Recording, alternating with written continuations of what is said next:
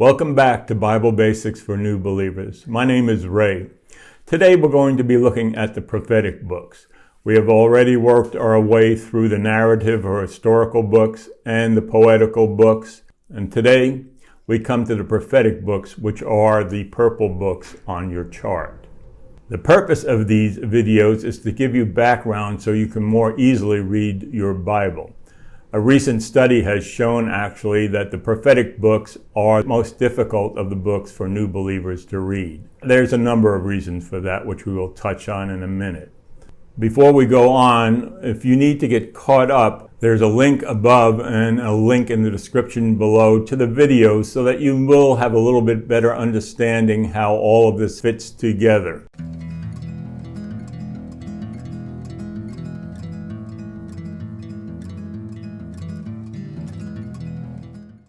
So when we look at this last group of books, the prophetic books, they begin in the divided kingdom, which is in 2 Kings, and they work their way all the way to the end of the Old Testament.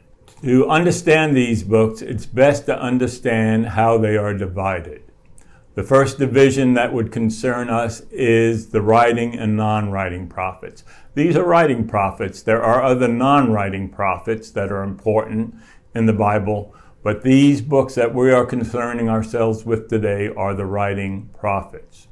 Another division that we concern ourselves with, as you can see on your chart, is the major and the minor prophets. The major prophets have a larger scope of ministry and a lot more material.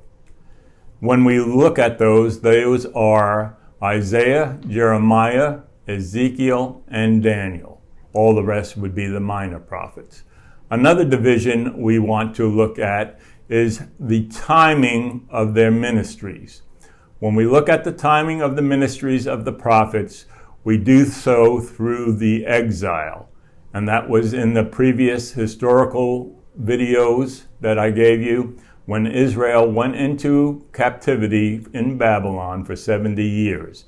That is the focus we use to determine when the ministries of the prophets occurred. So we have pre-exilic prophets, those who preached and prophesied before the exile. We have exilic prophets, those who preached and prophesied during the exile itself. Those two would be Daniel and Ezekiel. And then we have the post-exilic prophets, those who prophesied and preached after the exile, when the people returned to Jerusalem. Haggai, Zechariah, and Malachi. The fact that 11 of the 16 written prophetic books center in the pre-exilic period tells us and shows us how God was concerned with the sin of the people and correcting that sin. The next division we want to look at is who did each of the prophets minister to. We have those who ministered to Gentile nations, that means non-Jewish nations, and that would be Obadiah, Jonah, and Nahum. We have those that primarily ministered to the northern kingdom, and that would be Amos and Hosea. All of the rest would minister to the southern kingdom.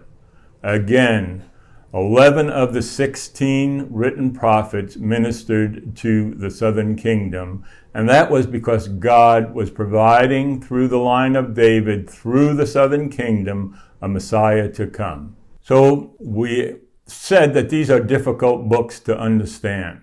They are difficult on a number of levels. First, the material is mostly poetry. And poetry, especially Jewish poetry, is about figurative language and parallelism, which is not the normal way we speak. Another thing that makes these books difficult to read is that we see these prophets prophesying to various nations around Israel. And these can make your head spin. Don't get hung up on all these little details the first time through. You can take a study Bible and learn about these later on. Another thing that makes these books a little hard to understand is that these prophecies can have both a near and far aspect. That is, they are talking about current events, but they also are referring to events in the future. One main thing we need to keep in mind as we read these books is that the majority of these prophecies were meant for current time. They were not future. So let's take a look at these four major prophets.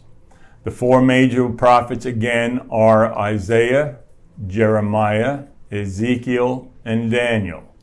Each of these prophets had very long ministries, anywhere from above 20 years to above 50 years. They had great influence in the societies where they were prophesying. Two of them are basically pre-exilic, and that would be Isaiah and Jeremiah, and two are basically exilic. That would be Daniel and Ezekiel. Jeremiah is a special case in that he prophesies both pre and exilic. To understand this, we need to understand that the conquering of Judah, which we put at 586 BC, was not a one-time event. It actually occurred over a 20-year period. And there were several deportations during that conquering. So when Nebuchadnezzar came against Jerusalem the first time, Daniel was taken to Babylon in captivity. When he came the second time, Ezekiel was taken into captivity to Babylon, both in different places of Babylon. But Jeremiah the prophet remained in Jerusalem for a number of years, continuing to prophesy. And then finally in 586 BC, when the final destruction of Jerusalem and the temple occurs, Jeremiah is taken by the people forcibly to Egypt, and his ministry ends. And Ezekiel and Daniel will be the only two prophets left prophesying in Babylon in two different places. So looking at these books, let's start with Isaiah. Isaiah was totally pre-exilic. His main ministry was to the southern kingdom, although some of his ministry also went towards the northern kingdom. He warned Judah not to form allies with either Assyria or Egypt against Babylon. And like all prophets, he warned against the sins that the people were committing and told them to turn back to God in righteousness. Isaiah stands as one of the major prophets of the Old Testament because he has a great deal of what we would call messianic prophecy.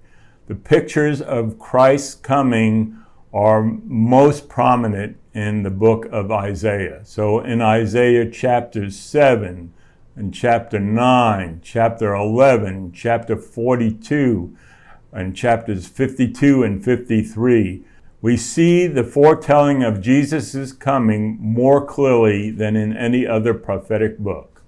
Now let's turn to the book of Jeremiah. Jeremiah also was a pre-exilic prophet, as we mentioned, and was mostly concerned in his ministry to Judah. Jeremiah is known as the weeping prophet. God gave him a ministry of prophecy to Judah and told Jeremiah that the people would not listen to him. And his life was one of great turmoil and sadness because his heart was broken that the people would not listen. Jeremiah has many important prophecies, but one of the main is the fact that God is going to make a new covenant with the nation of Israel, where instead of the law being external, he is going to put it into the hearts of his people. Jeremiah also wrote the book of Lamentations, which we looked at in the poetical books, which recalls the destruction of Jerusalem and the temple. Jeremiah also predicted the exact time of the exile to be 70 years. He also told the leaders of Judah that if they surrendered to the Babylonians, he would preserve the city and temple. This did not make him very popular among the leadership of Judah. Jeremiah also not only warned against the sin of the people, but was significantly concerned with the idolatry that was occurring at that time. We next move on to the book of Ezekiel. As we said, Ezekiel was taken into captivity during the second deportation into Babylon. Ezekiel was not only a prophet, but he was also a priest. When he was taken into captivity, he was about 25 years old, and in Babylon he turns to be 30, which was the time for the priests to begin their ministry. And he begins it there in Babylon, with Jerusalem still standing, with the hope that Jerusalem would indeed survive the attack by Babylon. They do eventually get the news that Jerusalem falls, and Ezekiel begins to prophesy to give them hope. One of the most important parts of Ezekiel is the Valley of the Dry Bones, in which God dialogues with Ezekiel and asks him if these bones can once again live. And Ezekiel cannot understand how, but God breathes life into them again. This was to encourage the people that God had not given up on Judah, but would bring it back from exile. In Ezekiel 18, there was a misunderstanding among the people from Deuteronomy that the sins of the fathers was the cause of their sins. And Ezekiel clarifies to them that a man's sin belongs to the man who commits it. That what God meant back in Deuteronomy about the sins being visited upon the third and the fourth generation was that the effects of sin indeed would be put upon the future generations, but they would not be held responsible for it. In another part of Ezekiel, we see where the Spirit of God leaves the temple, a demonstration that God was removing his protection until after the 70 years of exile. And finally, we want to look at the book of Daniel. Daniel was taken during the first deportation into Babylon. He would rise to prominence in the Babylonian court because of his ability to interpret dreams. And as a result, Daniel stands as a mark of faithfulness to God during the time of the exile. He would be given a great vision of the future. Not only could Daniel see the immediate future, but he also was able to foresee the coming powers of Persia, Greece, and Rome. And beyond that, Daniel was given a vision of the end of times, which we see occurring in Revelation. Stories that we are familiar with in the book of Daniel is Daniel in the lion's den and Daniel with his friends in the fiery furnace.